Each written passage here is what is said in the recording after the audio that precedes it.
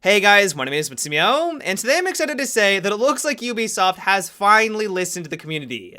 As I'm sure you guys are all very aware, not too long ago, Ubisoft made the announcement that they're going to be making some aesthetic and visual changes to Rainbow Six Siege to fit the rules of China. Ubisoft basically wants to sell their game in that region, and because China has a little bit more stricter rules and guidelines compared to the rest of the world, they're going to be changing the entire game for everyone around the world to fit those rules.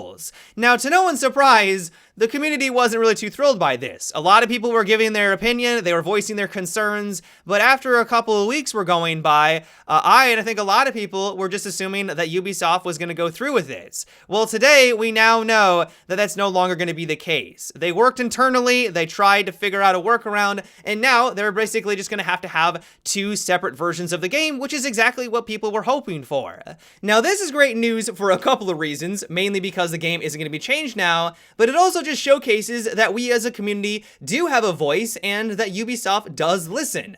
I know that people were brushing off a lot of this criticism and saying that Ubisoft wasn't going to be making any changes, they were just going to follow through. Why wouldn't they? But it's just great to see that when people do make valid points, while I'm sure they were quite reluctant to do this because I'm sure it required more work on their part, they now do have two separate games that they're going to have to manage. That is going to increase development time.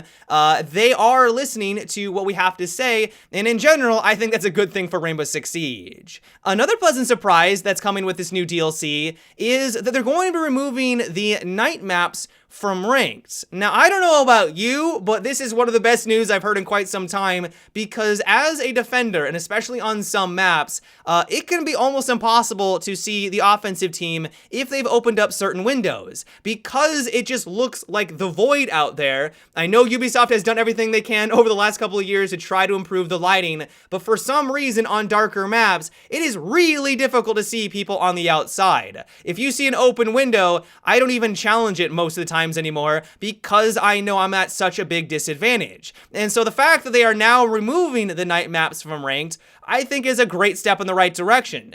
I know that some people might be a bit disappointed by this news because they enjoyed the variety that the different times a day provided for Siege, but I think in general, this is going to be a good thing for the more competitive nature of ranked, and so I'm 100% on board with this change. Another great piece of news is that Mute is finally getting a buff, and it's also a bit unexpected. So essentially, Mute is going to have access to the SMG-11, and not only that, but the SMG-11 is now going to do slightly more damage. Now, the first question I have for this is, what took so long? Mute has been the same for a really long time. I don't think Mute has seen an update in over a year.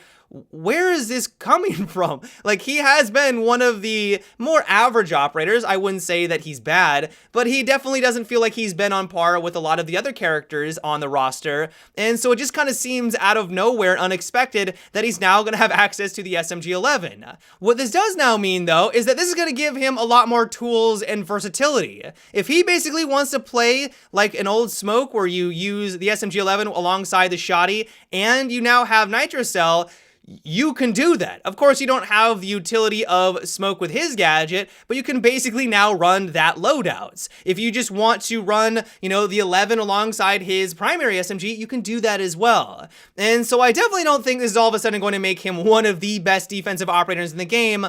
It is a welcome change, a surprising one, and I do have a feeling we're going to be seeing a lot more Mute when this DLC does go live. Now, one operator that I did expect to see some changes, but maybe not like this, is Lesion. His primary weapon is now going to do less damage. The reason for this is that Lesion is a little bit too strong right now. He's one of the best defenders in the game, and so Ubisoft is trying to reduce his overall power a little bit by reducing the damage of his primary. The thing is, though, is I feel like they may have missed the mark on this for why Lesion is so strong, and that's not because of his primary, it's because of his gadget. His gadget is what makes him so versatile. We literally just talked about yesterday in our mailbox episode for why Lesion is so powerful, and yeah, his weapon's decent, but that's really just kind of the cherry on top. It's because of his gadget that provides so much utility for the defensive team, and so because of that, I feel like they could have gone about this nerf a little bit differently. Only time will tell. Maybe this is exactly what Lesion need to put him in line with all the other operators, but I really don't think that this is going to have much of an impact on his overall usefulness. Another operator that's seen a nerf is Sophia. Again, you guys may have remembered, I think it was literally one patch ago, they reduced the amount of concussive nades that she had access to from 4 to 3. Well, they're now dropping that number down to 2. The reason for doing this is they felt like she still had a little bit too much utility. Mainly, it was just amazing at dealing with Jaeger devices. You could just pop a couple on in there, get rid of all of them, and then you had free reign on the objective with all of the other nades in the game. And so I know that Sophia mains are going to be disappointed by this news, especially considering that it just got nerfed not too long ago. I do think that reducing the amount of utility in general for the game probably is a good direction for Siege. What I like about this game isn't getting stunned and blinded all the time. I like to have an engagement where I'm able to interact with the other player. That I find to be more enjoyable. And while they shouldn't remove utility entirely from the game, I do respect their decision to kind of tone this down a little bit, because I think overall it's not necessarily the worst thing ever. And then finally, Clash is going to be seeing a small little buff where the damage of her gadget is going to be increased from 3 damage per tick up to 5 damage. Now, this really isn't all that significant, and the reason for doing this is that they understand, especially with the inclusion of Nomad with this upcoming season, that she is on the weaker end of the spectrum. And so to try to make her a bit more appealing, or at least a little bit more powerful, they're going to be increasing that damage. In general, I don't really think this is going to have that much of an impact. I mean, 5 damage over time can add up. Like, that could eventually take someone out. But in most situations, it's really still going to just tickle the offensive team. Yeah, guys, that is about it for today's short little update video. I hope you enjoyed. Give me your thoughts on what we discussed today. Are you excited that Mute is finally getting a buff? Do you think they could have gone farther with the Lesion changes? Let me know down below.